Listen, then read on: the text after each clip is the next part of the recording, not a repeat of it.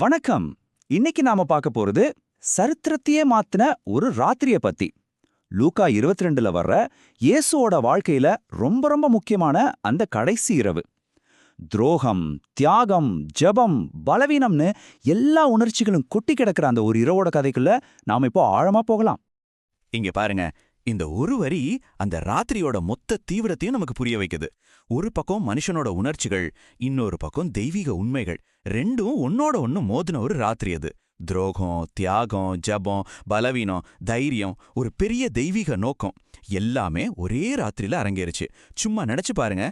சரி, முதல்ல களம் எப்படி இருந்துச்சுன்னு பாப்போம். அது பஸ்கா பண்டிகை நேரம். எருசலேம் நகரமே திருவிழா கோலத்துல இருந்துச்சு. மக்கள் கூட்டத்தால் நிரம்பி வழிஞ்சது. ஆனா இந்த கூட்டத்துக்கு நடுவுல ஒரு ரகசிய சதி நடந்துட்டு இருந்துச்சு. மதத் தலைவர்கள் இயேசுவை எப்படியாவது கைது பண்ணணும்னு திட்டம் போட்டாங்க. ஆனா ஒரு பிரச்சனை, அவங்களுக்கு மக்கள் கூட்டத்தை பார்த்தா பயம். அதான் இங்க நம்ம பார்க்கறோம். ஒரு பக்கம் தலைவர்களோட திட்டம் இயேசுவை ரகசியமா கைது செய்யணும்னு இருக்கு. இன்னொரு பக்கம் அதுக்கு காரணம் என்னன்னா, மக்களுக்கு அவங்க பயப்படுறாங்க. அதாவது அந்த நேரத்துல ஒரு பெரிய பதற்றம் நிலவிட்டு இருந்துச்சு. மக்கள் ஆதரவு இயேசுக்கு இருந்ததால அவரை எதிர்க்கிறவங்களால நேரடியா ஒன்றும் பண்ண முடியல. அதனால மறைஞ்சிருந்துதான் வேலை பார்க்க வேண்டியதா இருந்துச்சு. ஆனா இந்த சதியில ஒரு பெரிய அதிர்ச்சியான திருப்பு என்ன தெரியுமா? அந்த துரோகம் வெளியிலிருந்து வரல, உள்ளிருந்தே வந்துச்சு. ஆமாங்க, இயேசுவோட நெருங்கிய 12 சீடர்கள்ல ஒருத்தன் யூதாஸ் காரியோத்து. அவங்கிட்ட இருந்து தான் இந்த துரோகம் ஆரம்பிச்சுது. யூதாஸ் பண்ணது ஏதோ கோபத்துல திடீர்னு செஞ்ச ஒரு தப்பு கிடையாது. இது ரொம்ப நல்ல பிளான் பண்ண ஒரு விஷயம். அவன் நேரா பிரதான ஆசாரியர்கள் கிட்ட போறான், இயேசுவை காட்டி கொடுக்க சம்மதிக்கிறான். அதுக்கு அவனுக்கு பணமும் தரேன்னு வாக்கு கொடுக்கறாங்க. இப்போ அவன் சரியான நேரத்துக்காக காத்திருக்க ஆரம்பிச்சிட்டான். சரி, அடுத்த பகுதிக்கு போலாம். தனக்கு எதிரா ஒரு பெரிய சதி நடக்குதுன்னு இயேசுவுக்கு நல்லாவே தெரியும். ஆனா அடுத்து நடக்க போற எல்லா விஷயத்தையும் அவர்தான் முழுசா கண்ட்ரோல் பண்ணாரு. அதுக்கு ஒரு சரியான உதாரணம் தான் அந்த கடைசி இராப்போஜனம், a final symbolic meal. பஸ்காவுக்கு எப்படி ஏற்பாடு பண்ணாங்கன்னு பாருங்க. இயேசு பேதுருவையும் யோவானையும் கூப்பிட்டு சில குறிப்பிட்ட வழிமுறைகளோட அனுப்புறாரு. என்ன சொல்றாருன்னா, நீங்க ஊருக்குள்ள போகும்போது தண்ணி குடம் தூக்கிட்டு ஒருத்தர் வருவாரு, அவரையே பின்தொடர்ந்து போங்க. அவர் போற வீட்ல மேல ஒரு பெரிய அறை எல்லா வசதியோட தயாரா இருக்கும்னு சொல்றாரு. இதுல ஆச்சரியம் என்னன்னா, அவர் சொல்ல மாதிரியே எல்லாமே அச்சு பிசகாம நடந்துச்சு. இதுல இருந்து தெரியுது, எதுவுமே எதேச்சியா நடக்கல, எல்லாமே அவரோட கட்டுப்பாட்டுல தான் இருந்துச்சு. அந்த இராபோஜனத்தோட முக்கியமான புள்ளிக்கு வந்துட்டோம். இயேசு சொல்றாரு, இது உங்களுக்காக கொடுக்கப்படுற என்னுடைய சரீரம். இந்த கிண்ணம் ஏன் இரத்தத்தினாலாகிற புதிய உடன்படிக்கை. இங்கதான் இயேசு பஸ்காவோட அர்த்தத்தையே மாற்றி நற்கரணைக்கான அடித்தளத்தை போடுறாரு. இது வெறும் ஒரு சாப்பாடு இல்ல, இது ஒரு புதிய அத்தியாயத்தோட ஆரம்பம். அப்போ இந்த புதிய உடன்படிக்கை அப்படின்னா என்ன? சிம்பிளா சொல்லணும்னா, இது கடவுளுக்கும் மனுஷனுக்கும் இடையே ஏற்படுற ஒரு புதிய உடன்படிக்கை. இயேசுவோட தியாகத்தின் மூலமா இந்த ஒப்பந்தம் உருவாகுது. அதாவது பழைய சட்டங்களுக்கு பதிலா அன்பிலையும் கிருபையிலையும் ஒரு புதிய உறவு பிறக்குது. சரி, இவ்ளோ பெரிய விஷயம் நடந்துட்டு இருக்கும்போது சீடர்களோட மனநிலை எப்படி இருந்துச்சுன்னு பாப்போமா? இயேசு எவ்ளோ ஆழமான விஷயங்களை பேசிட்டு இருக்கிறாரு, ஆனா அவங்களோட எண்ணங்களை உடனேவே வேற திசையில போயிட்டு இருந்துச்சு. இது மனுஷனோட பலவீனத்தை ரொம்ப அப்பட்டமா காட்டுது. இங்க பாருங்க இந்த ரெண்டுக்கும் உள்ள வித்தியாசத்தை. சீடர்கள் என்ன கேக்குறாங்க? எங்கள்ல யாரு பெரிய ஆளு? ஆனா இயேசு என்ன பதில் சொல்றாரு? நான் உங்களுக்குள்ள சேவை செய்றவனா இருக்கேன். பாத்தீங்களா? இயேசு தியாகத்தை பத்தி பேசிட்டு இருக்கும்போது அவங்க பதவி, பெருமையை பத்தி பேசிட்டு இருக்காங்க. உண்மையான தலைமை என்னன்னு அவங்களுக்கு அப்பவும் புரியல. இதுக்கப்புறம் இயேசுவோட கவனம் நேரடியா பேதுரு பக்கம் திரும்புது. அப்போதான் ரொம்ப தனிப்பட்ட, அதே சமயம் அதிர்ச்சியான ஒரு தீர்க்க தரிசனத்தை சொல்றாரு. பேதுரு ரொம்ப தைரியமா, நான் உங்களுக்காக சாக கூட தயாருன்னு சொல்றான். ஆனா இயேசு சொல்றாரு, சேவல் கூவுறதுக்கு முன்னாடி நீ என்ன 3 தடவை எனக்கு தெரியாதுன்னு சொல்லுவேன். நினைச்சு பாருங்க, பேதுருவோட தன்னம்பிக்கை எப்படி நொறுங்கி போயிருக்கும்னு.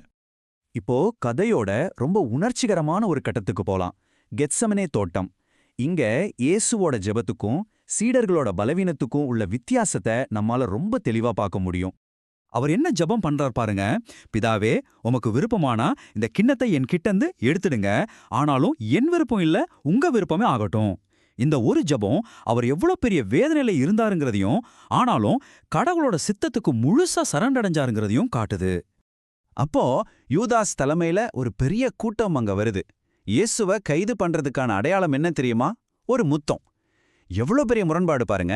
அன்போட அடையாளமா இருக்க வேண்டிய முத்தத்தை ஒரு துரோகத்தோட அடையாளமா மாத்திட்டான் யூதாஸ். ஆனா அந்த துரோகத்துக்கு இயேசுவோட பதில் என்னவா இருந்துச்சு? அவர் வன்முறைய கையில எடுக்கல, மாறா வெட்டுப்பட்ட வேலைக்காரனோட காதை குணப்படுத்துறாரு. பாருங்க, அவரை கைது செய்ய வந்த இடத்துலயும் அவரோட கருணை தான் வெளிப்படுது. சரி, இயேசு கைது செய்யப்பட்டாச்சு. அதுக்கப்புறம் என்ன நடந்துச்சு? நம்மளோட கவனம் இப்போ பேதுரு மேல திரும்ப போகுது. அவன் கொஞ்சம் தூரத்துல இயேசுவ பின்தொடர்ந்து போறான். இங்கதான் இயேசு சொன்ன தீர்க்க தரிசனம் அப்படியே நிறைவேறுது. தடவை ஒரு வேலைக்காரி கேட்கறா, பேதுரு எனக்கு அவரை தெரியாதுன்னு சொல்றான். 2வது தடவை இன்னொருத்தர் அடையாளம் கண்டு கேட்கிறாரு, அப்பவும் மறுக்கிறான். 3வது தடவை நீயும் கலிலேயன் தானேன்னு அழுத்தி கேட்கும்போது கடைசி முறையா மறுக்கிறான். அப்போ சேவல் கூவுது. அப்போ இயேசு திரும்பி பேதுருவ பார்த்தார். ஒரு நிமிஷம் யோசிச்சு பாருங்க, அந்த ஒரு பார்வையில என்னவெல்லாம் இருந்திருக்கும். வார்த்தையே இல்லாம அந்த பார்வை பேதுருவோட இதயத்துக்குள்ள ஊடுருவி இருக்கும். அவன் செஞ்ச தப்ப அப்பதான் அவன் முழுசா உணர்ந்திருப்பான். ஒரு பக்கம் பேதுரு இப்படி உடங்கி போயிருக்கான், இன்னொரு பக்கம் இயேசு கேலி கிண்டல் கேள்விகளுக்கு நடுவுல ரொம்ப அமைதியா அதிகாரத்தோட நிக்கிறாரு. பேதுருவோட வீழ்ச்சிக்கும் இயேசுவோட நிதானத்துக்கும் உள்ள வித்தியாசம் இங்க ரொம்ப தெளிவா தெரியுது. ஆக இந்த முழு ராத்திரியோட நிகழ்வுகளும் நமக்கு சொல்ற ஒரு முக்கியமான விஷயம் என்னன்னா, சிலுவைங்கிறது திடீர்னு நடந்த ஒரு விபத்து கிடையாது. அது முன்னாடியே திட்டமிடப்பட்டது, இயேசுவாலேயே ஏற்றுக்கொள்ளப்பட்டது, அவரே தேர்ந்தெடுத்த ஒரு வழி. ஆக துரோகத்துல ஆரம்பிச்சு சரணடைதல் வரைக்கும், பலவீனத்திலிருந்து தியாக வரைக்கும் இந்த ஒரே ஒரு இரவு ஒரு பெரிய நாடகத்தோட மையமா இருக்கு. சரி, இந்த ஆய்வை ஒரு கேள்வியோட முடிக்கலாம். இயேசுவோட தியாகம் அவராலேயே தேர்ந்தெடுக்கப்பட்ட ஒரு விஷயம்னா, அந்த தேர்வோட அர்த்தம் இன்னைக்கு நமக்கு என்னவா இருக்கு?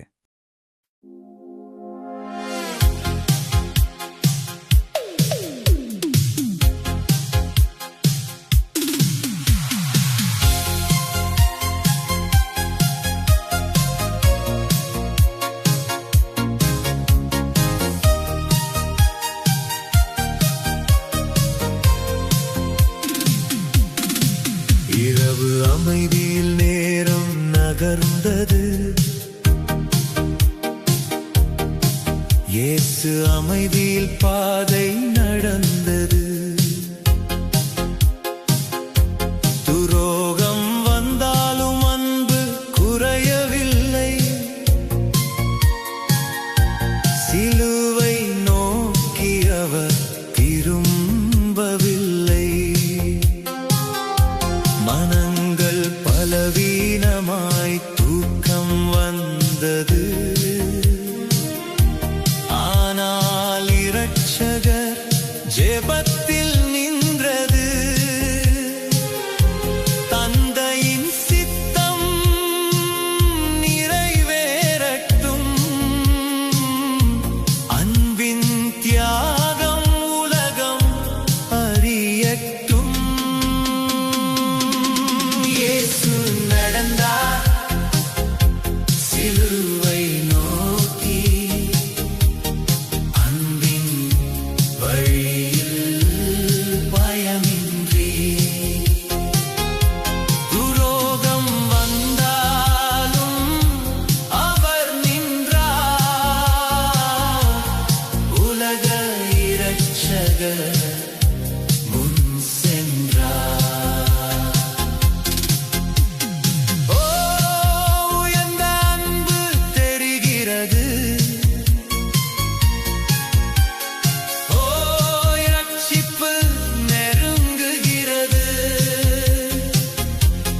இயேசு வந்தார் தியாகத்துடன். ஈஸ்டர் வெற்றி நெருங்குகிறது. முத்தத்தில் துரோகம் நடந்தது. அன்பின் இதயம் மாறவில்லை. கைது செய்தாலும் அவர் அமைதி. தந்தையின் சித்தம் அவரின் வழி. பேதுரு மறுத்தான் பயம் வந்ததால். ஆனால் கர்த்தர் பார்த்தார் அன்பினால். மனிதன் பலவீனம் தெரிந்தாலும் இயேசு இரக்கம் மறக்கவில்லை.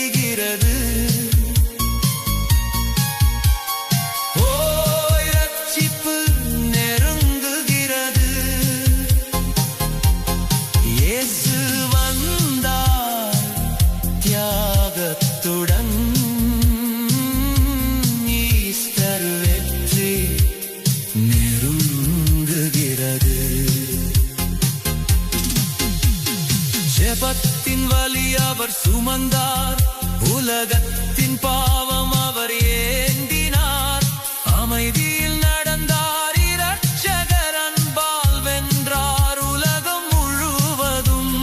இயேசு நடந்தார் நம்பிக்கை கொண்டு, உலகம் கண்டது அன்பின் வென்று, சிலுவை பாதை ஒளியானது, ஈஸ்டர் காலை வெற்றியானது.